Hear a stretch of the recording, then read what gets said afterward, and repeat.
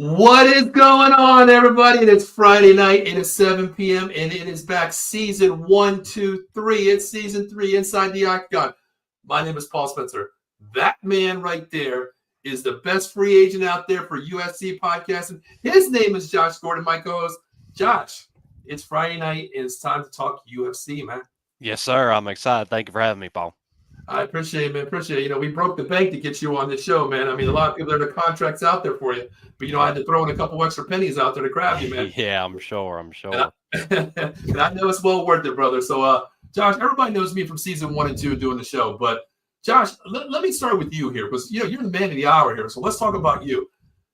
What I want to ask you first, Josh, UFC is a special cup of tea to a lot of people. You're either in it, you're out it, you don't understand it, you don't want to understand it. It's too violent. It's not enough violent. Josh, why UFC? Well, man, I just find it one of the I generally think it's the most entertaining sport out there right now. The IQ that these athletes have to have in this sport is intense and I think absolutely astonishing compared to other sports, and that alone is what makes this sport tremendous over all the others, in my opinion. I agree, Josh. I love how you said that. A lot of people look at the bloods and gore, the knockouts and submissions. But as we talked, prior, many times we text every day and we talked about it. It is the technicality of the fighters, how you prepare for a fight. Are you a takedown artist? Are you a stand-up artist? It goes a long way to show you how these fighters evolve. And it's not just the biggest guy beating the shit out of a little guy or whatever. It's all about fight IQ. And I love how you said that, Josh. That goes a long way in, the knowledge there.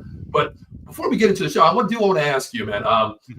Josh, who is your past favorite UFC fighter, real quick? My past favorite? Yeah, All right. yeah. So, not active fighter. I'd have to go with Forrest Griffin on that one. Just because of that one fight with him between him and Stephan Bonner.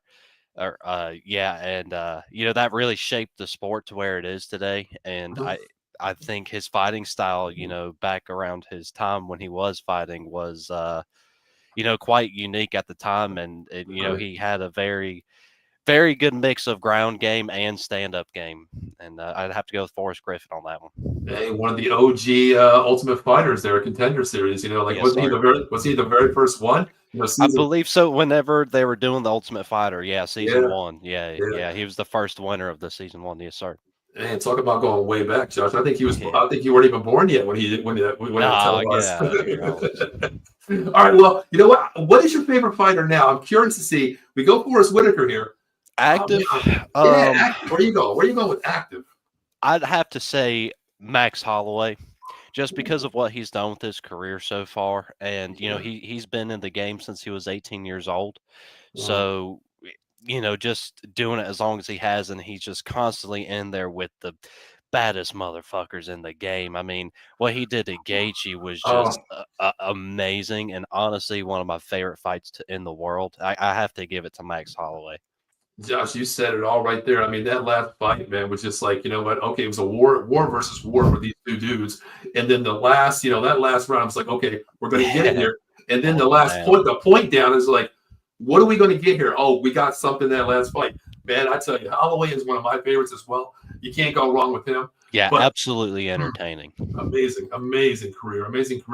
And he's only like 30-something too, Josh, right? Yeah, he's still young. I think he's like 32, 34 years old or something around that. He still has many years ahead of him in fighting, and he just moved up to lightweight division, so hopefully he starts doing good there. Exactly. Well, before we get into UFC 313, we want to turn our sponsor, Jason Fine, 1-800-123, Attorney Big Al. Make sure you reach him there. That number, motor accident, slip and fall, workman's comp, personal injury claims, he actually covered throughout Pennsylvania and New Jersey. Cherry Hill, New Jersey is his office there. Philadelphia, PA, and Pittsburgh, PA. Make sure you reach out to him, 1-800-123. Mention Out of the Box Sports Entertainment for all your legal needs. And guess what? No recovery, no fee. And the best thing out there, most lawyers charging that arm and a leg 50%. They might be nice to say 45. Jason Fine's family to us. He's actually my boss, one of my best friends. And he will charge you 33 1/3%, no recovery, no fee. Just mention those enormous words, the greatest words in sports history. Out of the Box Sports Entertainment for your discounts. No recovery, no fee. 1-800-123. All right, Josh. Well, you know what? We came here to talk about one thing, Josh. It is UFC 313. Yes, Now, sir. this card isn't stacked from top to bottom. Okay, I usually say, I'm get kind of happy about it, but looking at the entire card, I'm not, 5 o'clock. I'm not ready to jump in there and say my night's ready to go. There are some good fights, but I asked you to come up with one fight, early prelims or prelims. Josh, where are you going to take us for that fight? What's your fight on the early or prelim card? I'm gonna have to go with the prelims card, and I'm gonna have to say Curtis Blades versus Ooh, Rizvian Kunaev. I believe ooh. that's. I hope I'm not butchering that man's name, but I have to Josh, go with that fight, man. Josh, I tell you what, I think we're going to butcher a lot of names tonight, brother. Because that's Oh the one yeah, thing oh I yeah, feel so bad disrespecting their names. But a lot of times I'll say like, "Hey, you are JG tonight." You know what I mean? Because I'm not going to yeah, butcher the yeah. names. But lead into this, man. Curtis Yeah, Blades. no, I think this is just a crazy matchup because everybody knows who Curtis Blades is. He's coming off of his loss to Tom Aspinall, fighting for the interim belt, and then Yeah. now they're throwing this guy who is just in Dana White's Contender Series at him, whose odds are. I'm surprised Curtis Blades isn't like minus 800 or minus 1,000 right now. The odds Yeah. are like plus 260 and minus 325 for Curtis Blades. The Yeah. guy he's fighting is like he's known for the I don't even know how he's in the UFC because he's Mm-hmm. known for actually doping in the past and not like Oh, trying to hide the doping like just straight up PEDs and stuff. So I don't know. I picked that fight just because it's just like a mind blowing. I don't know how they could have put that together. I mean, I guess that's what you get. Heavyweight division is the smallest division they have right now. I guess that's what you mhm. get when you have Yeah. the smallest division. But yeah, that matchup just absolutely blew my mind. Throwing that Rizvian guy straight at Curtis Blades, like, whew, that's crazy. Yeah, I mean, a debut against Curtis Blades. Way to come up Yeah. contender series. Hey, who am I fighting? My debut here.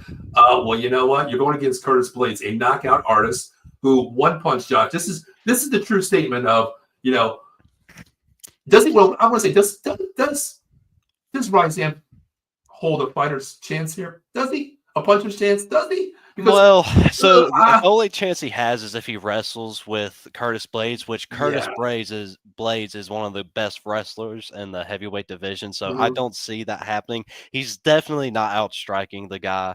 yeah. I honestly, this guy, there's a reason he's an underdog. I'll tell you that. Yeah, but I'm a little surprised that you said, I thought he was maybe like a minus 600 here on it, or a plus 600, on that rank size there. Because Yeah. I mean, I throw a couple of dollars at that plus 600. You never know what the kid can do, Oh you yeah. know. But man, at Curtis Blades, man, I mean, we know what he can do. Now, how do you see this panning out, Josh? I like how you said that Ryzen is going to have to take him to the ground and take the chances there because you don't want to stand up with Curtis Blades. I mean, he Yeah. has that one shot history, can put your lights out anytime. Connects one time, it's lights out, good night.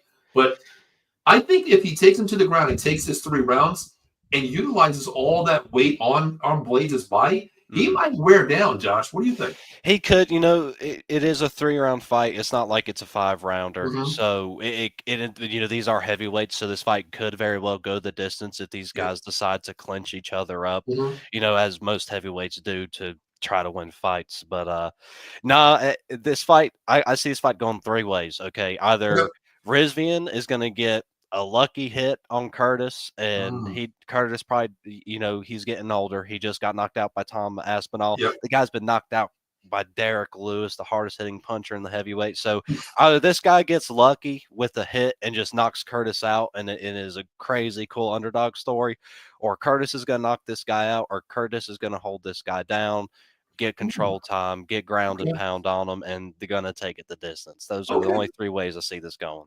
Okay. I'll get a couple comments for Larry Burke, one of our hosts of the Part-Time Marks and Atomic Drops. Thanks for tuning in. Says have a great show, guys. And also one of our other hosts, Ken Price, is a welcome to the family, Josh. Thank you. Thank you for having me. Definitely. You'll see Ken tomorrow night of the Atomic Drop. He does 4 shows with it. He does Monday. He talks about the Los Angeles Kings. He talks about the New York Mets, and he talks about the Las Vegas Raiders, and he does wrestling too. So thanks, Ken. Thank you. Appreciate you checking in on a Friday night. But yeah, I mean, what blades do you think you're going to get here? I mean, listen, he put a well Alameda with hammer fists. Okay, in the second round. Yeah. Aspinall just took it to him. What Yeah. fighter are we going to? What fighter are we going to get here? What blades are we going to get though? An overconfident or a man prepared, as you said, technical wise? So, like I said, Blades is coming off of a loss to getting knocked out by Tom and Mhm. Aspinall in the first round, So Yes. this guy is a seasoned vet at this point. He's Mhm. taken on he's taken on a good chunk of this heavyweight roster and mostly ranked guys. He's going to come into this fight probably as well rounded as he's ever been, especially coming off of that KO loss. And I doubt he's going to lose to a guy like Rizvi and coming up from Dana White's Contender Series. That's true. I think we're going to see probably one of the best performances from Curtis Blades in this fight because there's no way this guy can do anything to him, in my opinion. I mean, I could be wrong here, and this guy could show me something, but I don't know. I've seen Curtis Blades fight, man, and Yeah. I watched this guy's fight during the Contender Series, and he's a sloppy heavyweight, and Curtis Blades is a well-rounded heavyweight. So we'll see, man. We'll see. I agree with you. I mean, a seasoned veteran versus, an up and coming Contender Series fighter fighting for a contract. First fight debuting against, I'd be a little scared to fight Curtis Blades in my first debut fight. Yeah, right. I mean, Oh man, if you make it out alive, kudos to you. You made it through there, on to your next fight. But talk about learning experience. So I think we're both going to agree here. We'll go Curtis Blades, correct? yes, sir. Okay, so we finally agree on our first thing here. I don't think we're always going to agree, Josh, and that's the greatest thing about it. But I picked the fight right underneath you. I'm going to go the flyweight, Josh Van versus Ryan Tuzura. I think this is really going to be a technical fight. It's good. It's really a fighter's choice here. I mean, Tuzura's a minus 160, versus plus 160. Mm-hmm. I think his best chances is striking. I like how his speed. But then again, you got Van, too, who is a very fast fighter. And flyweights, Josh, we know what the flyweight division is. I mean, it's just hands up, knuckle up, and let's get after it. 5 minutes of nonstop action here. I think the reason why I picked this is I think it's really going to be a technical fight. The cardio, I'm not even worried about. These dudes are going to go out. Yeah. But I think if Tuzura wants to win this fight, he's got to take it to the ground and get a submission here. Because I don't think he can stand up against Van. I don't think he can do it. I don't know, man. Van has proven that he has very good ground defense. Even if this guy takes Joshua Van to the ground, I think he'll have trouble. I believe. Sorry, I don't want to butcher his last name. How do you pronounce it? I call him Tsuria. Tsuria. Okay, so this is his debut, right? I don't think I remember seeing him. He was on a UFC fight card. Not a main event, just like a fight night card. But it's not his debut, so he's had a fight. Okay. Yeah, he's had. I think he was the very first fight on one of the fight nights, but like a low card. Nobody knew who he was. He dominated that fight too. But this is his first. Really, you think about prelim main card, option. Yeah, well, Joshua Van has been around for a while, Yeah, I guess Joshua Van is one of the smaller fighters in that division. So, I remember watching him fight a guy that was a little bit bigger than him, and he struggled with it. And I believe his opponent tomorrow has that reach and height advantages against him. But I don't know. I think it's another situation like the Curtis Blades and Rizvian fight where you have this up and coming guy fighting a seasoned fighter. I think Joshua Van's IQ and the amount of fights he's had in the Octagon is going to I think his experience is going to win him the hand in that decision. I agree. I mean, Van has fought some guys. I mean, when he fought Charles Johnson, he looked like a different fighter there too, because Johnson had that reach advantage, the kick, the ratio there. Wow. And I'm thinking like, okay, if Van comes out of this, I mean, I see a different side of Van. But as a betting man, smart money man, I'm going to go Van. But that dog to me. Now, do you see this fight coming to a decision, or do you see it? I mean, it is a smaller weight fight. You know what I mean? You don't see any knockouts in the future, do you? Yeah. No, I don't see a knockout here. I think it's either going to be a split. I don't see a unanimous decision, honestly, going through. I think it's going to come down to a split either way. But, money-wise, smart money-wise, I got to go with Joshua Van. I told you earlier I might go to Tsuria here. But to me, it's a pick 'em fight. I mean, when you got a 1 plus 160 versus a minus 192, that's not bad at all, So to me, it's a pick 'em. I'm going to go Van, smart money. I'm going to go Van. Okay, there you go. Yeah, I'm going to go Van as well. Okay.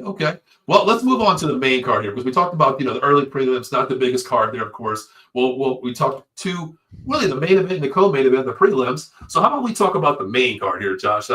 We'll start off with the lightweights, Josh. Let's talk about King Green versus Mauricio Rufy. Yeah, this one's Ah, exciting, man. This one's very yeah, exciting. yeah, It's King yeah, Green. He just is coming off of a loss between Patty the Batty. You know, yeah. A he first got round, armbarred and a choked first, out. in You the know, first round, John. yeah, first Woo. round armbarred and choked out by Patty the Batty. That guy. Mm. I I don't mean to go off of the card here, but I do have to say Patty the Batty.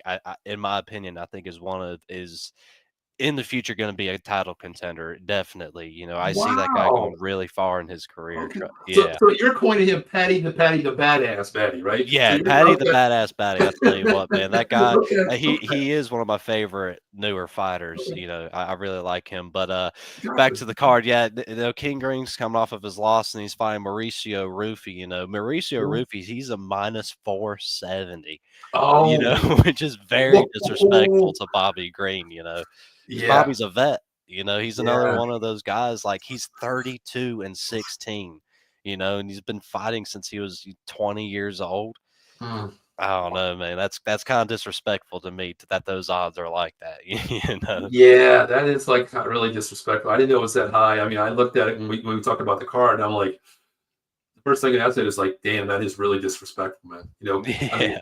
especially with a guy named King. You know what I mean? King, don't Oh call yeah. me, call me King Green now. But how do you see this, Josh? I mean, does Green stand a chance? I mean, Man, what does he have to do here? Honestly, I want to hear what you say because I'll be honest with you.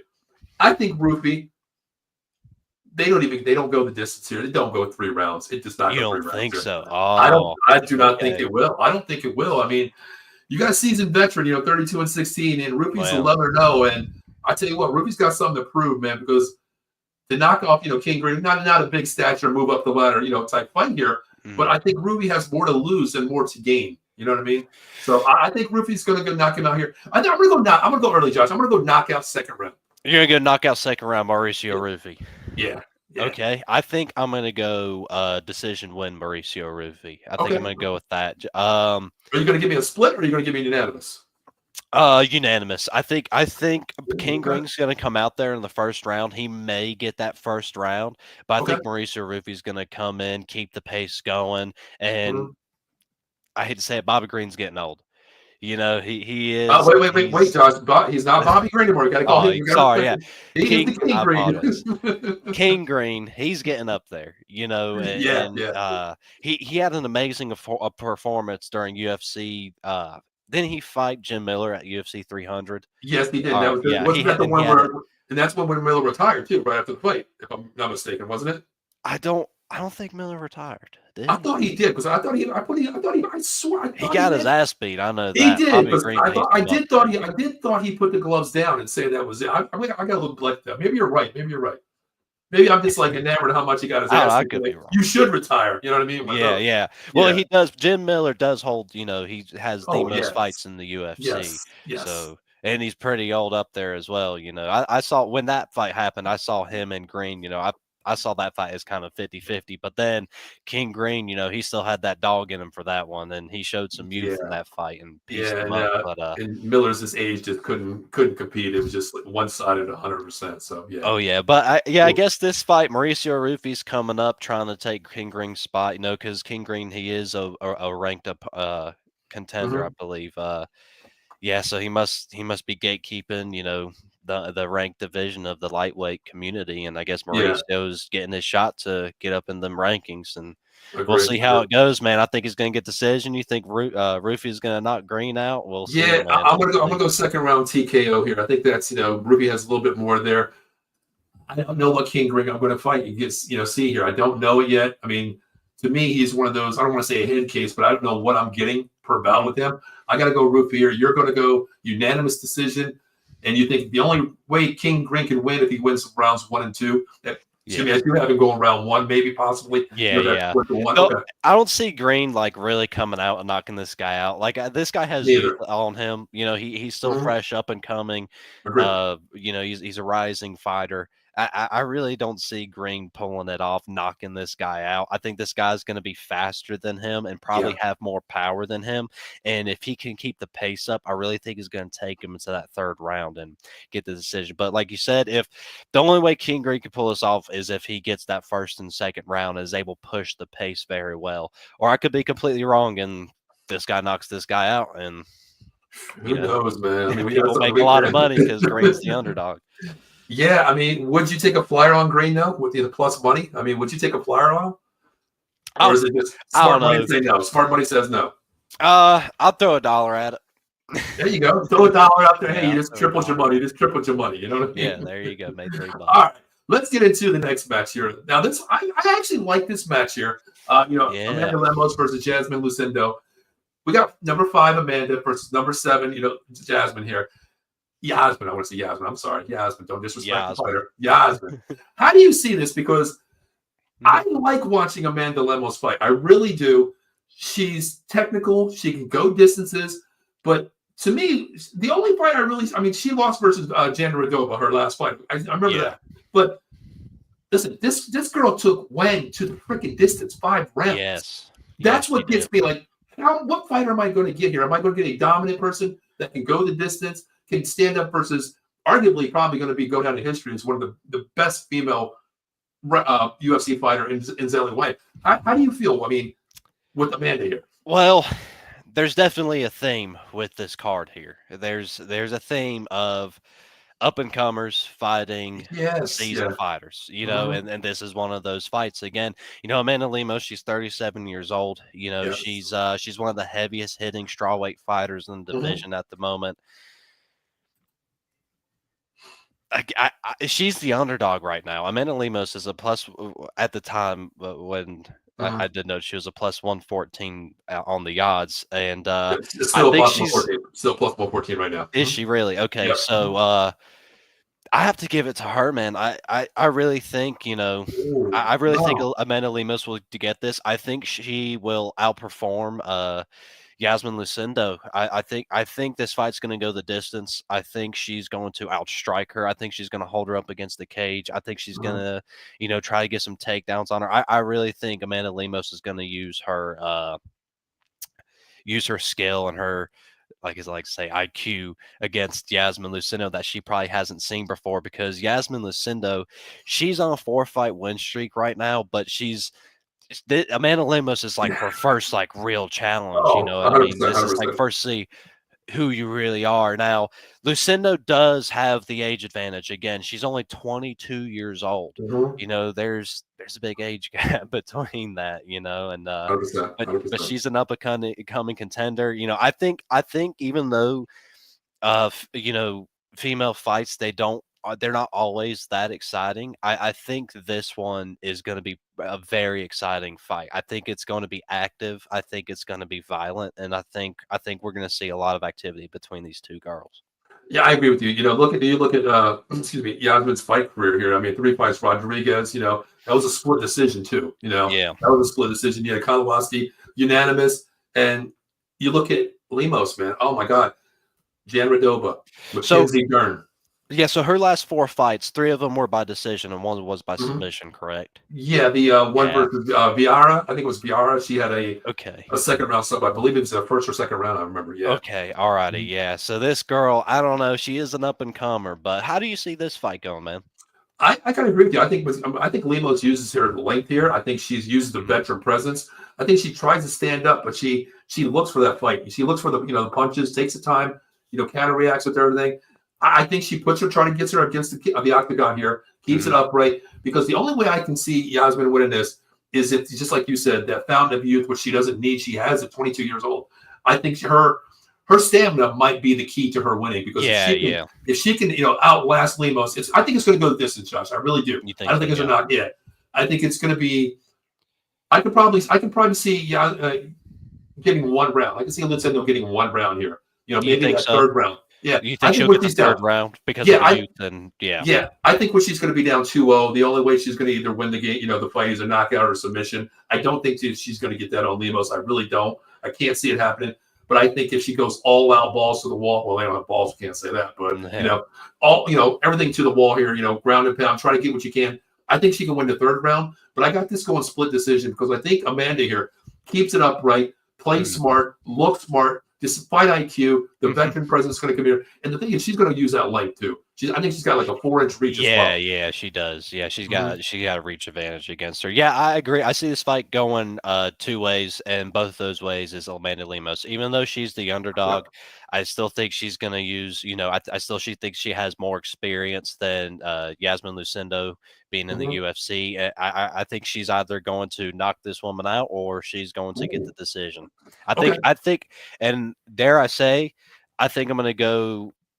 I think out the gates, Yasmin might try to go because she's a younger fighter. She might try to go out there off the gates, but I think Amanda Lemos might does the second and third round. I know you think Lucido might come for in the third, but I think Amanda Lemos might be able to keep up that pace with this woman and really fuck her up. Wow. I like how you said that. I just can't see it. I mean, 22 years old, man. Her last fight, she came out, like a bat out of hell, just went right after her, and I'm just like, okay, I think she can get it, but I think Amanda's just too smart. She's just going to push her away, look for the timing, get her up against the octagon, take control, get that grapple there. I don't think this is going to be a ground match at all. I think it's going to be a stand-up match. But really? I really do. I think I think Amanda's going to try to keep it up because, man, but I know she has that ground game because Sally kicked her ass on the ground. She upright and down. She can take the punch, but I think this is plus money that I'm going to take. I think this is the first dog that I got money on tonight. Yeah, I'm going to go Amanda with I agree. I'm going to agree with you, sir. Yep. Chris Basile checking in. He's going to be one of our sponsors. He's a great friend down in Philadelphia. He has his own landscaping business. So stay informed on Out of the Box. He's going to be one of our sponsors coming up on all our shows. We appreciate you checking in, Chris. Thank you very much, brother. Appreciate that. So, Josh, how about we move on here to the lightweight division? Let's talk about this one here. Jalen Turner versus I'm not even attempting the last name here. Bahamondes. There you go. See, there you go. There you go. I could be butchering, but that's all I say. I'm going to say it. How do you see this one, Josh? Because, well, first, how does this rank on your card? Should it be a little bit lower, maybe? I mean, talk to me first with that, Josh. I don't know because Jalen Turner, even though he's 14-8 and he's coming off a loss to Moicano, he is still very two last losses. I mean, he had Hooker too. He lost two losses back to back. Yeah, you got Moicano and Hooker split decision against Hooker and a second round loss to TKO. Two losses here, and you're high on the card. You're already again. Well, so I think the reason being is because even though he lost to Hooker, even though he lost to Moicano, even though he lost all those bouts, they were entertaining fights. It's almost like the Michael Chandler effect. Even though Michael Chandler is on his losing streak, his fights are so entertaining, you just can't help but put them on like a pay-per-view card. And I think Jalen Turner is the lower ranked version of that, wow. I think that's probably why it's up here. I think this fight is going to be a banger because you have to see even though Turner lost to Hooker, he pieced him up. He got him with crazy kick. He kicked him in the head. He got him with really entertaining. He has a very entertaining fighting style. Is what I'm trying to say. Not only that, but he's one of the tallest fighters in the lightweight division. And he's fighting another one of the tallest fighters in the lightweight division. These guys are both 6'2", and they're weighing in at 155 pounds, which is crazy. But no, I think that's why this fight is up here. I think that's why it's as high as it is. I think it's going to be a really good money grab. I think it's going to be a very entertaining fight. The odds are Jalen Turner, he's an underdog plus 105, and Bahamondes, he's a minus 125. And I completely understand why Jalen Turner is an underdog. Like you said, he's on a 3-fight losing streak. But what do you think about this fight? Man, you can't go any worse than what Jalen Turner's done the last 3 fights, honestly. I mean, this is he's still ranked in the top 15. He's ranked 13th, coming off 3 losses here. Yeah. This is his way to move back up. I mean, that lightweight division. But, I mean, The baddest division in the in the sport. Yeah. The baddest division. My thing is with Ignacio here. I think he does because I like how he fights. What gets me is just like you said, both fighters 6'2", Yes. 150. That's insane to me. I want to know what Jalen Turner I'm going to get tonight or tomorrow night, because I feel that he's learned his lesson against Hooker. Just like you said, he got connects in there. He got his piece. He got some pieces in there. Everything in there. But then second round losing right away, the way you look versus night and day here. I'm kind of curious what I get from Jalen Turner. But if you're asking me, I'm going to hold my decision for a second, because you might weigh me into a different way. How do you see Ignacio? I mean, how do you see this? 16-5, 16-5, a young fighter too. Both are basic mirrors of each other. Honestly. Yeah, they are. Ignacio is on a 3-fight win streak right now, and this is kind of his chance to fight a ranked opponent. Another, like I said, there's a trend with this card here. Get guys trying to take breaks from these things. Before, he hasn't really fought anybody though, Josh. I mean, Torres, who was a Jadio or something like that, and then Klein. 3 win, or he's on a 2-stroke fight. Nick Klein's not a bad fight. Even though that's the one he lost. He lost by decision. Oh, did he really? Yeah, okay. He lost it. Because I remember I was like, wait a minute, did he? I remember he lost one of it. It was to Klein actually, in unanimous fashion too. Really? Okay. All right. I should have done more of my research on this man. But so you don't think that he's earned a ranked opponent like Jalen Turner? Is that what you're saying? No, I think he does. I mean, you take care of business, you can only beat who's in front of you. I understand that. But listen, the way I see it, Josh, his last 2 fights have been first round knockouts. Okay. He's proven that he can, after losing the Klein, next fight, first round knockouts. Next one, first round knockout. I get that. He's moving up there.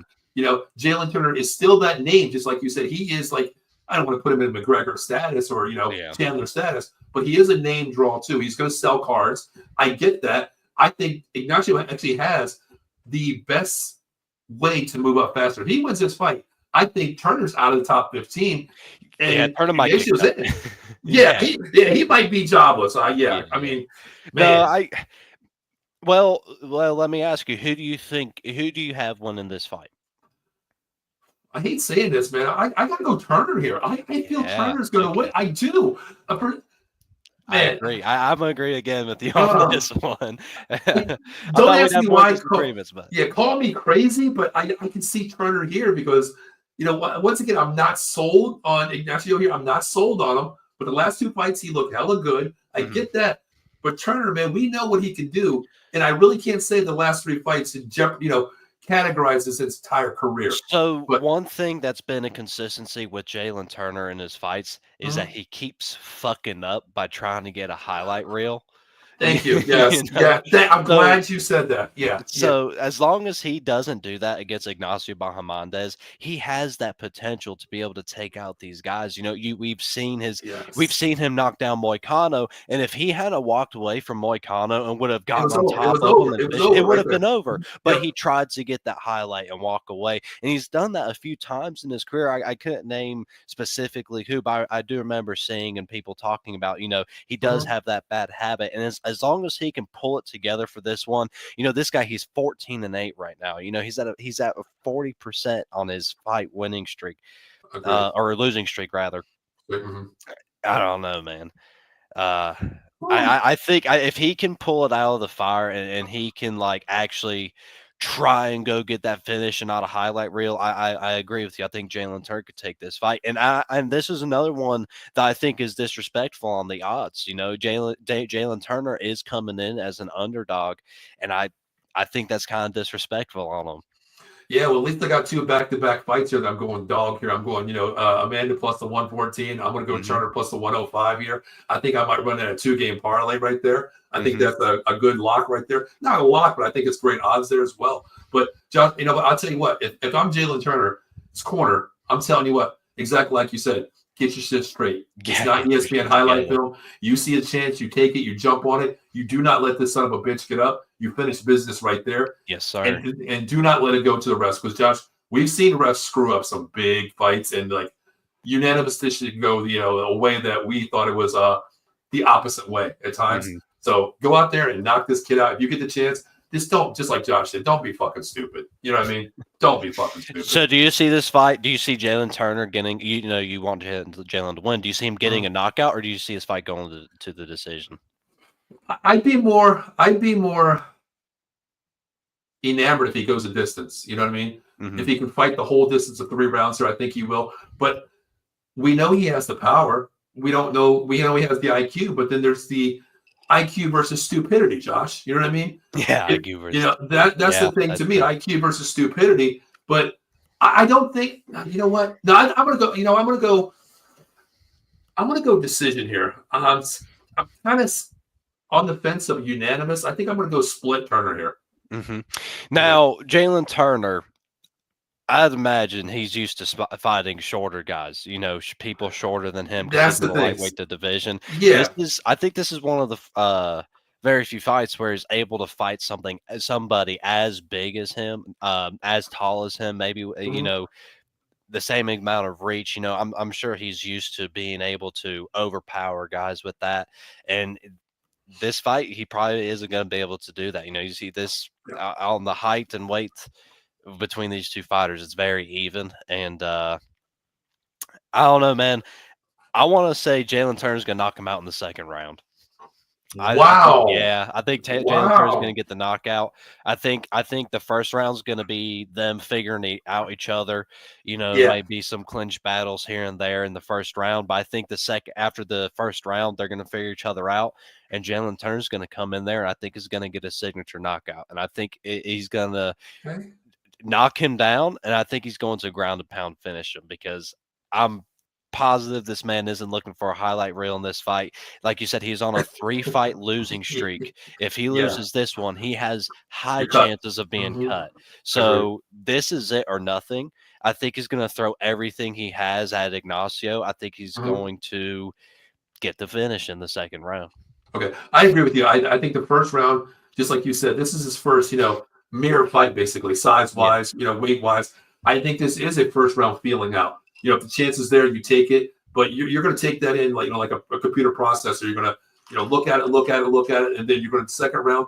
I think if it happens, I think it's still a little touch up between both these fighters in the second round. Who's going to get the best touch up, who has a chance there. I think if it's going to happen a knockout, I think it'll be third round by Jalen Turner. If it's knockout, I'm going to go third round if it happens. You're going to go third round if it's a knockout, and you're going to go Jalen Turner for that knockout. So you're not going by Hernandez at all, even though he's the favorite. No, I can't. I can't. Look at the fighters he's had in the past. He's just not. Klein is no slouch either, but still, you know what I mean? But you're fighting for a contract, man. You're fighting for a paycheck. You're fighting to put food on your table. And if you lose this fight, just like you said, you're 13. That 13 means nothing. You might say, cut. Yeah. Dana White might be like, come on over. We need to talk. Yeah, what's up, Dana? That's 4 in a row. You're gone. I agree. I got to go Jalen Turner here. Plus money, I'm going to take the plus money here. I think it's easy money, 105. And that's kind of I don't know what Vegas was thinking, unless they know something we don't know about this. They may know something. I don't know, man. Definitely. Well, now let's talk about this co-main event here. Wow, lightweight bout number 3 versus number 11 here. How do you see this one? Because Gaethje is 26-5. You got Gaethje at 12-3. How do you see this? The thing is that this is what puzzles. We talked about Jalen Turner coming in on a losing streak. Okay, we have the opposite guy, not just Gaethje here, but he's coming off a two-fight losing streak as well. Co-main event here. And this isn't the first run around that these dudes have had. He's already lost to Gaethje. Is Gaethje coming off of a 2-fight? I thought he just lost. No. Raphael is. Raphael is. Okay. All right. I was thinking Gaethje lost to Holloway. Yeah. And then before Holloway, he head kicked Dustin Poirier into another round. And then he beat Raphael there in the now this one was crazy too. It was a majority win. Now they did go the distance in their first match, but man, talk about coming. Holloway, I'm not even going to discredit that. That's not even a loss to me. That's just you showed your shit. You faced the warrior. You faced the warrior. I'm not even going to say win or loss on that one. You get all my respect on that shit right there. Yeah, that was gladiator shit. Yeah, that's gladiator. Exactly, gladiator shit plus some. Yeah, but Raphael's coming off a 2-loss win streak as well. his last win was Rafael dos Anjos. That was a 5 round in the 5th round. That was a TKO. They went to distance, and he finally pulled it out. I Yeah. don't know why we're getting a rematch. I really don't. Was this to me like a fill-in? What do you think? Yeah, well, Justin Gaethje, he was supposed to fight Dan Hooker before Dan Yes, Hooker yeah. broke his hand, Mm-hmm. and I Rafael Fiziev was the last person I expected coming up taking this fight on short notice. 100%. Mm-hmm. Not only am I surprised that he's taking this fight on such short notice, but he's the fucking favorite. I don't think like how rarely do you see a short Yeah. notice guy being the favorite?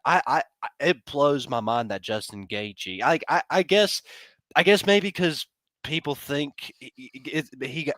I don't know. Maybe it's because he got knocked out by Holloway, and people think he might get knocked out again. I don't know, but we're talking about Justin Gaethje here. We're talking about Yeah. we're talking about one of the greatest lightweight fighters we have ever seen, Mhm. and for this guy to be an underdog, man, I think it's absolutely crazy. I have no idea how he's the underdog, but yeah, no, Rafael Fiziev. If it wasn't Rafael Fiziev, who do you think would have taken this fight if it wasn't him in the lightweight roster to fight Gaethje on Wow. short You know what? notice? I don't know, honestly. I mean, 2 weeks Holloway notice. too. You know what? If you give Holloway that Gaethje guy, Holloway too, look, here's the man. thing. You give Holloway a call the night before, that son of a bitch is showing up. You know what I mean? Yeah, He's yeah. showing up.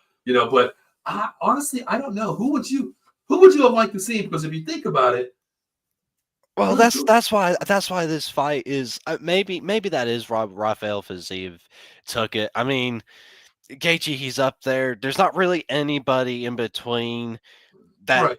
has. I mean, Dustin Poirier, he says he wants to fight one more time and then he wants to Hmm. retire. I don't see him and Gaethje being that fight. And then who's number two? Arman Sarukian. Arman, he just Yeah. he just had a back injury. I don't see him taking the fight. Charles Oliveira, I'm sure he's out of camp. I don't see him taking the fight. So I Right. guess it does make the most sense.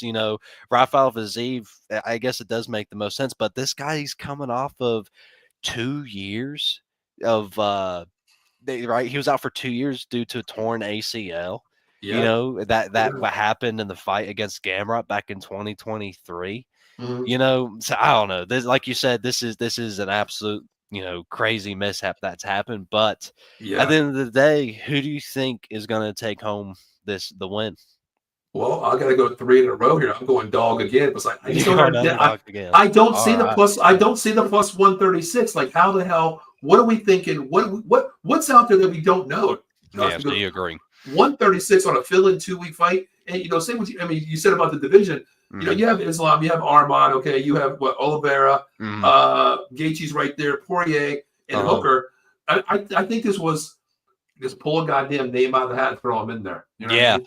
yeah. Not many people, in the lightweight division is like we said the baddest division, the Mm-hmm. scariest division, and Justin Gaethje is probably one of the scariest guys in that division. Yeah. He's fucking crazy. Mm-hmm. He doesn't care. Like Yeah. he goes in there. His literal quote is, 100%. "I don't plan the Sunday after my fights because I don't plan on being alive that day." Like this guy Yeah. is nuts, and anybody who is willing to take a fight on against him short notice, within Mm-hmm. 2 weeks just to train and make weight. I don't know. That's crazy. We'll see. And Well, I don't know, to be a favorite, that's just that's nuts. the well. I mean, do you think that Raphael's learned something because it was a majority, basically a majority win? Mhm. For Justin here. Do you think that Raphael's learned something about one? I mean, good. Well, these guys fought before, right? And Yeah. then Yeah. Justin won the decision, Mm-hmm. and Raphael was like he was beat up. Yeah. Pretty Yeah. bad. Yeah. You Mm-hmm. could visibly see like who Sure. clearly won that fight. The first round, I think like Raphael could have got that one, and it was a 3 round fight too. That fight, Mm-hmm. and this one's going to be a 5 rounder. Mm-hmm. So, do you see this fight going the distance? I don't think it does. I mean, when You you're don't in think it camp, does? I don't think it does. I think Gaethje is just that warrior. He can strike, he can stand up, he can grapple anybody out there. He Hmm. can throw hands with Max Holloway. That last 15 seconds will be a highlight of my lifetime. Yeah, The, people the do point down. forget Justin Gaethje's background is wrestling. They Right. do forget that. 100%. He can stand up. He can take the hits. I think it's good here. But you're coming into a 2 week fight camp here, basically for Rafael. I Mhm. mean, you know who you're fighting. You've seen it before. You've seen, both sides getting your ass beat. You can learn from it. But then again, just like you said, you're fucking fighting Justin Gaethje here, Yeah. and he's had time. Even though he was looking at Hooker for the fight here, of course, that fight there. But I think Gaethje just has that veteran presence where 2 week notice, it's not a big deal. His camp is already saying, okay, this is the fight. This is the way we're going to look into it. The IQ's there. Go Mhm. out. And just like you said, we don't worry about fucking Sunday because if Sunday comes and I'm not dead, I didn't do my job, basically. Yeah, So exactly. even though the only thing I can see helping Rafael is it's only 3 rounds, though. You know what I mean? If it Mhm. was 5 rounds, I would definitely say he's getting knocked out by third, fourth, or fifth round, But I think Gaethje, I think for some reason, I'm going to, man, I hate to say this, but I think it might go the distance, though. You think this fight? You think Justin Gaethje will win by decision in the I think fifth he gets to round? unanimous. Do you think? You Which know rounds what? do you think he would dominate most in? If you think it's going to come to decision? I think Raphael's going to come out strong the first round, try to throw hands Mhm. away, just bombs Yeah, away. like the first Yeah, fight. Yeah. exactly. Because you're not going to wear down Justin Gaethje. You know what I mean? You're not going to take No, away his no. stamina. You're not Yeah, doing that. Max tried to do that in that fight, and Exactly. they went fucking swinging in the fifth Mm-hmm. round, So, Yeah. yeah, the cardio. So, I guess we do get to see how Raphael is going to put up that cardio against Justin Gaethje, one of the greatest powerhouses, in the lightweight division. We'll see. That's what I think. I think he's going to try to come out and he's going to try to get some, early. He's going to try to steal round one. Yeah. If he can steal round one, okay, you're up 1-0. And then you know what? He might play that technical game where, hey, you know what? I don't want to, man up, knuckle up against Justin Gaethje. I know I want to be taken down number one. Maybe if I can stand up and just, get a couple counters in here and build that card where say, hey, significant strikes. I beat you there. Let it go Mhm. to judge's decision. But I think he gets round one, and that might be the only round he gets because Gaethje's a smart veteran fighter, man. His Mhm. IQ is insane. Yeah. I think Gaethje wins 2, 3, 4, and 5. If Gaethje knocks him out, I think it's going to be round 4 because I think Yeah. Raphael can Yeah. I go. agree. Yeah, I think he can go 1, 2, and 3. I think he's going to start losing that stamina because there's only certain fighters, man, that can go 5 rounds, and Justin Mhm. Gaethje is one of those badass Yes, dudes. sir. Yeah, yeah, 100%. I agree. I too take Justin Gaethje knocking out Rafael Fiziev in the fourth round. Okay. Okay. Yeah, I agree with you on that Okay. one. Now how upset are you that we weren't able to see Hooker versus Gaethje? You upset about that one? I actually am. I really am. I mean, two of the baddest fucking dudes in the UFC to me. Like, Yeah, two warriors. Like to me, this was if I can't get Holloway Gaethje, give me Dan Hooker and Gaethje. You know what I mean? Give yeah, me one of those fights. I was kind of pissed off when I see the card. I'm like, oh man, the main event, the co-main event, and then even like with the Blades fight, I'm like, okay, I got two badass dudes, and yeah. the for the prelims. I'm cool. I got Lemos, which I love to watch fight too. But then Dan Hooker got his injury. I'm like, all right, who the fuck is going to step in? Who the fuck is going to step in? We know it's not Oliveira. He's not ready for the Yeah, camp. He ain't going to take that because he's getting that high end of his career. He wants that title shot. And yeah, yeah. he's not going to take something on a 2 week notice. If he loses, he might be down out of the top 10 after this fight, and I just can't see it. And don't forget too, not too long ago, I think it was before the Dustin Poirier fight, Gaethje was talking about retiring. So we do Mhm. have to say, like, this guy Gaethje is also one of those guys in lightweight division that is coming towards the end of his career, and Yeah. Rafael Fiziev is still like working. He is coming off of those 2 years, but he still is hungry for that title. And Oh, Gaethje, he doesn't have too many shots to get to Islam. He is running out of time, and he did just get knocked out by Holloway. right. And we can't forget that. We can't forget that conversation that he had. But yeah, no, I too am very, very upset that we weren't able to see Dan Hooker versus Justin Gaethje. There's like a week before Dan Hooker posted about breaking his hand. He Hmm. said he made a video of him saying like he doesn't care how the fight goes. He knows that he is going home in a stretcher that night. And that I was like so excited because that mentality versus Justin Gaethje's I don't make plans on Sunday because I don't plan on being alive. Those two mentalities just to meet in the octagon. I really hate we Yeah, missed that opportunity and chance. And we probably, in my opinion, I hope we get to see it in the future, but that might have been a missed opportunity because I Justin agree. Gaethje, like I said, he's running out of fights. 100%. He's only I bet you he's only in this to have a belt, and if that goal isn't within sight, then I don't see him fighting too much more in the Okay. UFC. Now let me ask this: if he does, if we call it, I think he's going to win the fight. We both call that there. Yeah. As a dog, I don't understand what the fuck's that about, but I'm going to take the dog here as well. But Mhm. if the dog prevails tonight, Yes, sir. what does he have to do? Does he get Oliveira one more time? Because Oliveira's 3. Okay, Arman is Yeah. his next fight should be against Islam. We want that to happen. The injury happened there as well. But does Gaethje have to fight Oliveira and get the winner of the Islam So, fight? so the lightweight belt is one of the most confusing belts I've ever seen in the Yeah. UFC. Dustin Poirier fought Islam Makhachev after knocking Yes. out Benoit Saint Denis. Before that fight, he got head kicked by Justin Gaethje. How the fuck do you get a title shot instantly knocking out Benoit Saint Denis to fight Islam? So we don't know what's going to happen after this fight. Maybe Justin Gaethje does get into that title contender. Mhm. You know, but I don't know. After this, if Justin wins, I can see him and Oliveira maybe piecing it up again, and Okay. the Okay. winner of that fight going for the belt again, and we'll Okay. see him either fight Islam one last or it is probably like retirement fight or something for the belt, Oof. but if he does end up fighting after Arman. this, I Mhm. see this going Gaethje over Fiziev. I see Gaethje fighting Oliveira to fight for the belt, Okay. Whoever and wins between Arman and Islam. Okay. yeah, and then if Gaethje loses to Oliveira, I see him retiring if he even fights him. But if Mhm. Gaethje loses this one, and I don't know what do you think happens if Gaethje loses? Like I, what do you like? Do you see that happening? if he does lose, I don't think he's going to retire. Man, listen, you lose Well, this fight, you're probably, what, he might because he has no shot at the title then after this because you're losing to number 11 on a 2-week notice. You're yeah, going to drop. You're not going to drop significantly. You might drop to like 8 or 9, honestly. You know what I mean? yeah, After this fight, yeah. and to work your So way what's the back up with point? these dogs in the division, there's no point, honestly, unless maybe you No, go up, no. maybe you go for the BMF title. I mean, what do you do? Because you want a belt to your name to Hmm. hold a strap. But I don't know because that's the reason why I asked you if Justin Gaethje wins this, where does he go? Because I love how you said that. We don't fucking know what the title fight's going to be out there. Yeah, for this Hell, if lightweight division. Raphael might win this fucking fight, he might be fucking Yeah, he Islam. might be a Who title knows? contender. Who knows? That's the reason why I asked you. I was curious about what you would say about that. But all right, so we're going to go Justin Gaethje. We got 3 dogs in a row, Josh.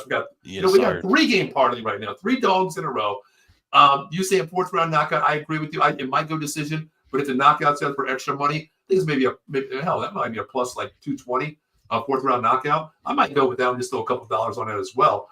So man, we are kind of agreeing tonight, Josh. But Yeah. well, we got one more fight, Josh. Last The fight, baby. main event here, Josh. Oh man, Josh, where do we start? First, I'm gonna give so much credit to Pierre because this dude, man, he fights every fucking 3 months. Okay, he don't give a damn. You know what I mean? Like, I don't know what this dude, Chama, whatever fucking Chama means to him, whatever it means to life. I need to start fucking learning about Chama because Yeah, this Jama, shit, man. this shit is real. Bottle that shit up, sell it to me by the box, brother. I'm serious. I think, man, Oh, I think that Chama energy is about to end. I oh, think it's about to Josh, be over. Josh, come on. Okay, Yeah, I man. gotta hear this, Josh. I I gotta think hear it. he's been ducking Magomed. I think What? I think Magomed's gonna wrestle this guy. I think he's gonna take him down, and I think Magomed Ankalaev's gonna beat the Chama out of this man.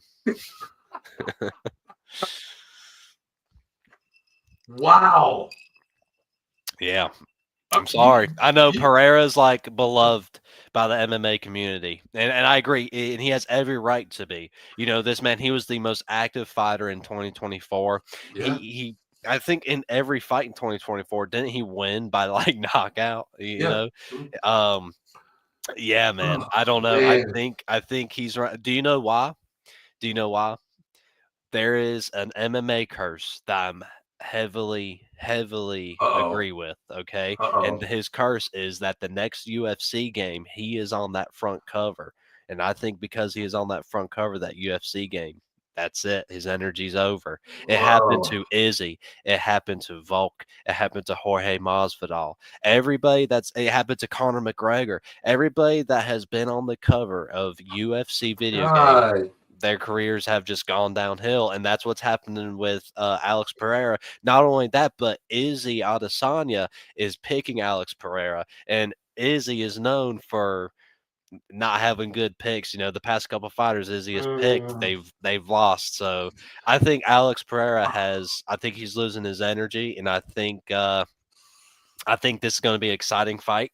I think he's going to try to piece up Magomed, but I don't think Magomed is going to let him. I think he's going to crotch sniff the fuck out of him and ground and pound him to the belt. Wow. Oh man, I'm at a loss for words because I did not expect this coming here. I mean, I know you're not a big football fan. That's like the Madden curse. You make the Madden cover, you either break Yeah. your fucking leg or you don't make the playoffs. I didn't even know about that, Josh. I'm not a superstitious person, man. Chama Yeah. means something to me, and when you come out and you do your walk, that little walk, and you see the arrow, brother. Yeah, and the You know what I mean? string. I get kind of hyped up as well. But going to his last fight here, Roundtree took him to the fourth round. It took him 4 rounds to knock out Roundtree, which I think was, why did that take so long? And then you go to the fight, Jiri, okay, second round knockout. Jamal Hill, first round knockout, very easy fight there. Jiri, second round knockout as well. He's went through this division here, but Blankovich was a split decision. That went the distance as well. His last loss was Adesanya in 2020. It's kind of crazy, 2023 or 2000. It was his last loss, and he's had 5 fights in almost a year and a half. Yeah, That's this insane. man, Alex Pereira, is not where he is for no reason. Right. That he has one of the greatest fight IQs. Like, yeah, he went to the 4th round with Khalil Roundtree, but it was a masterpiece. In that 4th round, Alex Pereira, he figured Khalil Roundtree to the point where you couldn't recognize him. Khalil Roundtree was so pieced up and bloodied up by that 4th round. It was just 100%. absolutely crazy. And it took until that 4th round for Alex to figure out. And Alex looked untouched. Another example is when he fought Yuri Prohaska in their second fight. He did whatever he wanted to Yuri. He literally did. And I believe in that fight, he went to his coaches in that corner before that round he knocked him out. He was like, I'm going to head kick him and do whatever I want to him. Watch this. And then he did it. This guy, his IQ is absolutely insane. He's knocked out, dude. His resume is crazy. He's been wiping these top guys, Jamal Hill, Khalil Roundtree, Yuri Prohaska, Jan Blachowicz, Israel Adesanya. Dude, that was back in the middleweight. In middleweight, he was knocking people out, I mean, Strickland. He has ran through the division times 2, yeah, basically. both divisions, yes. You think about it, it's like, who else is out there? But, Magomed is a nasty-ass dude. I'll give you that. And I think he's the man to do it. I really do. Those Dagestani wrestlers. Yeah, exactly. You can't fuck with them. I mean, I think they wrestle bears for fun as well. You know what I mean? They're crazy out there. But does the 2 Johnny Walker fights, I mean, one Johnny Walker couldn't continue versus the fight versus Magomed. Then the next time was a second round knockout. But dude, don't get me started on Johnny Walker. Okay? No, I feel the same way. I feel the same way. Like, dude, he's a fucking head case to me right away. Number one. Yeah. He's just, I don't know, man. If there's a drug test to be available, I think Johnny Walker's that dude. First of all, you know what I mean? 100%. Because dude is just a damn clown to me. Yeah. I'll say this about Johnny Walker real quick, dude. He had so much potential coming up and coming in, and I had hopes for him. I was like, oh, this caveman looking motherfucker, there ain't no way he ain't gonna be a fucking but nah, he doesn't have a chin, man, and he's just getting knocked out goofy like by these guys. Not only is he getting knocked out, he's getting knocked out in the most goofy ways possible. And that's all I gotta say about Johnny Walker, man, since you had to bring him up. Yeah, he's like one of those memes, when he gets knocked out, the facial expressions, like one of my buddies just started watching UFC, and he's one of those backyard UFC guys. He remembers Kimbo Slice, and I was like, that's what that's what Walker reminds me of. A badass dude, so much potential, all the hype around him. But brother, what the fuck is wrong with you? I could punch you in the jaw. You could probably punch him, and then come on, man. Yeah. But getting back to this one here, man, you got Magomed, huh? I gotta go Pierre here. I'm going Pierre here. The crazy thing is, Josh, minus 108, minus 112. This is there is no like big underdog. This fight is very 50-50. People have this fight very even, man. This is like a home breaking fight here, Yeah, this is a pick 'em right here. This is a pick 'em. Vegas saying, hey, we don't know what the hell is going to happen between these dudes. Go ahead and pick your money. You win, you win. We don't know, So you're going Pereira. What winning method do you have for Man, if Magomed stands up, I think Pierre's got it. A him? Oh bigger yeah, for advantage sure. here, 100%. I think Magomed's got to take him to the ground here. I just like you said, crotch the shit out of this dude. I mean, you get him to the Yeah, ground here. I think that's his only key to victory. I don't see a knockout unless Magomed plays stupid somehow and opens up that head. You know what I mean? If his yeah. head's open, Pierre needs 1 fucking second to scalp your fucking head off. Oh So it could yeah. be over right there. Magomed's very smart fighter. I don't think I think his hands are up. It's either I think he's gonna shift levels a lot here. He's gonna show something. He's gonna try to take the takedown here. He's gonna play level fighting. I don't think it's gonna be a knockout by Pierre. I think if Okay. Pierre wins, either way, Josh, I'll go decision. I'm gonna go decision Pierre here. I know both can go the distance. Pierre's been there, done that. The IQ. Magomed makes a mistake, it's over. Very simple. Yeah. Very simple. Yeah. And Magomed's Slips up. always Yeah. if he goes the distance, I'm gonna go Pierre distance no matter what. I think leg kicks, but you know what, Josh? Ground control wins fights too, man. You know what I Yeah. mean? That's Yeah, the and thing. that's what you see with this new generation of fighting too. Yeah. With these guys coming out of Russia with their wrestling backgrounds and those Mm-hmm. sambo backgrounds, and Yep. Magomed has that, and Yep. it is proven to be the most dominant Mm-hmm. mixed martial art. You know, Yeah. and People call it boring, but you know what's IQ it fighting, Josh? It's wins. It IQ. It's wins fights. IQ. And some people do call it boring, but those guys need to learn how ground game works because once you learn it, 100%. it's entertaining. You have to, a lot of people will see like when these guys are on the ground with each other and they start boom, but you have to think these guys in that moment are like, all right, if I make a wrong move, I'm fucked. Both Oh of yeah. them are thinking that. It is Mm-hmm. such high level, especially with these guys. This is for the belt here. Yeah. This is for the light heavyweight belt. Magomed Ankalaev, if he decides to stand up with Alex Pereira, which I doubt he will try Mm-hmm. to, in the past, I think it was his fight with Jan Blakovic. He struggled defending and checking leg kicks, and Alex Pereira is known. He's from Glory Kickboxing. Mm-hmm. Those guys are the best leg kickers in the world, and he has. I don't know if Magomed tries to stand and bang with him. I will give it to you. I think Alex will take this fight, but I just don't see that fight being, I don't see Magomed letting Alex have that control. I see him taking him down to the ground, holding him there, looking for a submission, maybe trying to get some ground to pound, some damage on the ground, some control Mm-hmm. time. I'd hate to say it, even though it is a main event and it is for the belt, I think this may be the most boring fight on the card. I hate to Ooh. say that, but Wow. I think Okay. it will be because I think these guys are going to clinch, and I think they're going to go to the ground. And even though Alex Pereira is dominant on the feet, like I said, I think Ankalaev's going to shut it down, and I think he's going to just control Pereira that fight. Okay, if Magomed gets him to the ground here, how do you feel about Pierre's chances on the ground? I mean, just like you said, Pierre loves to stand up. His length, his legs, Yeah. they can dominate a fight. How do you think his takedown defense is going to be? So he's been training with Glover Teixeira, Mm-hmm. and he is considered a black belt in jiu-jitsu. After his knockout, I think after he knocked out Jamal Hill, Mm-hmm. he was weirdly given a black belt by Glover Teixeira. Right. And they've been working together. They clearly know they're fighting. They know who they're fighting. So Right. this camp it has probably been ground heavy for Alex Pereira. You Mm-hmm. know, Oh yeah, better be. uh, I think this will be the fight we see how good he is on the ground, how good that jiu-jitsu has been paying off, how good that groundwork with Glover Teixeira is paying off. This is the fight we get to see that. There's been very few fights where we've seen Alex Pereira get taken to the ground.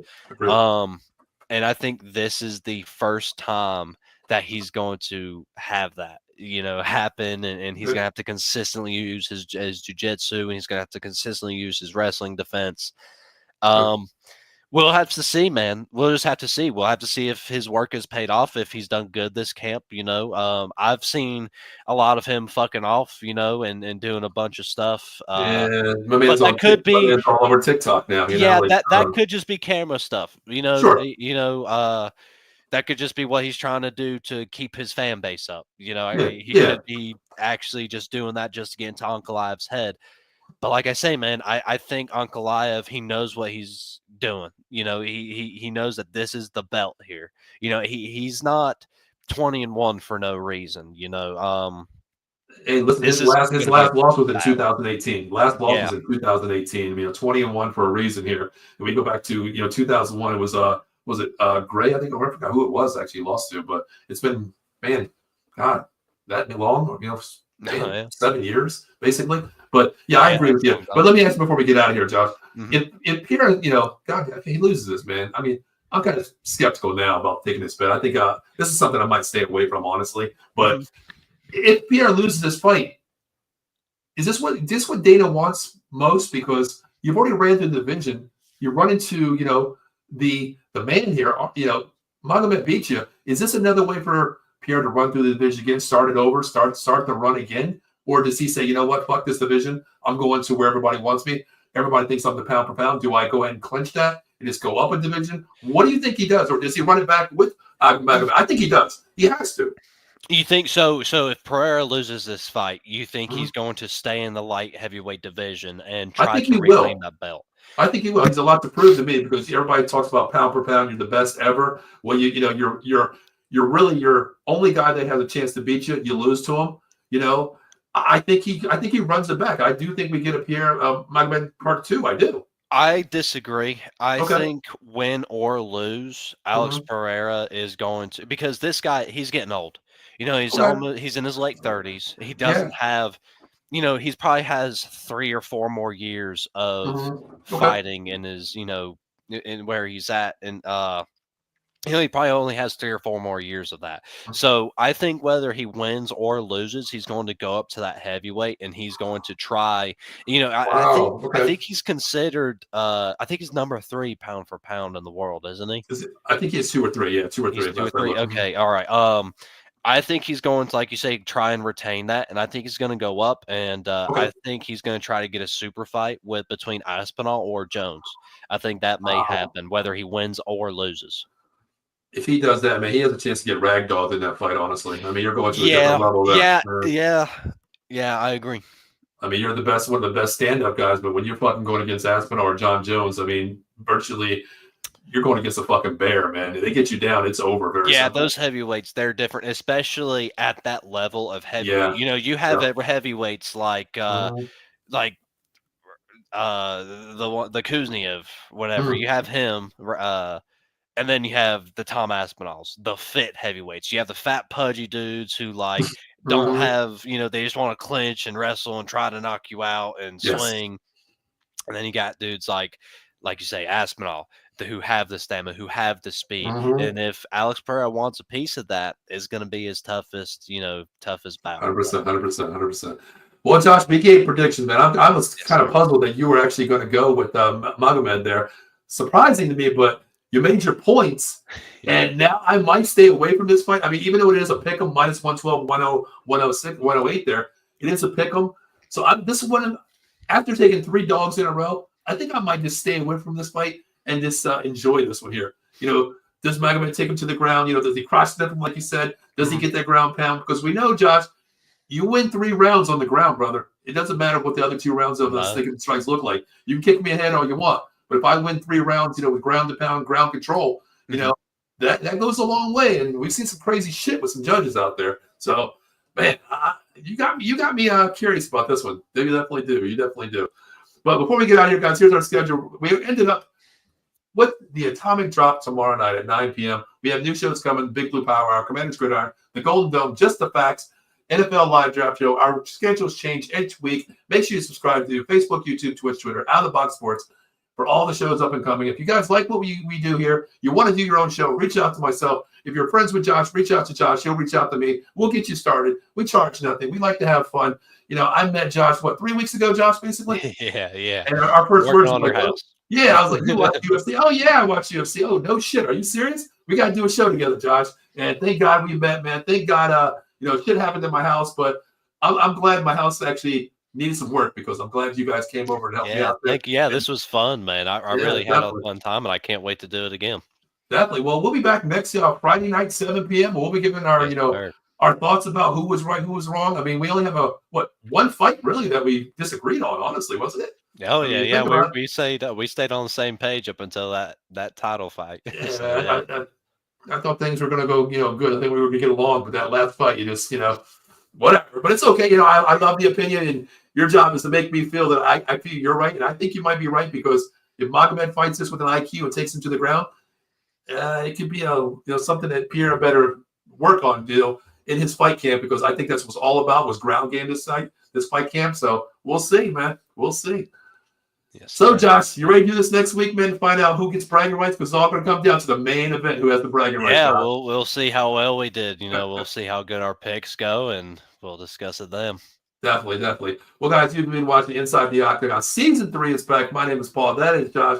Inside the Octagon, Facebook, YouTube, Twitch, Twitter. Make sure you follow Out of the Box Sports Entertainment for all your sports needs out there. And, guys, last but not least, please enjoy the fight tomorrow. Josh, what time's the early prelim on? Is it 6 or 5 tomorrow? I think it's 6. I could 6, be wrong, okay. though. Yeah. Okay. It's kind of crazy. I know you'll be watching at 6 all the way probably to 1 o'clock in the morning, Josh. So, you know what? Until then, guys, my name is Paul. That is Josh. This is Inside the Octagon. And we will see you later. And have a great week. We'll see you next week. Thank you. We'll see you.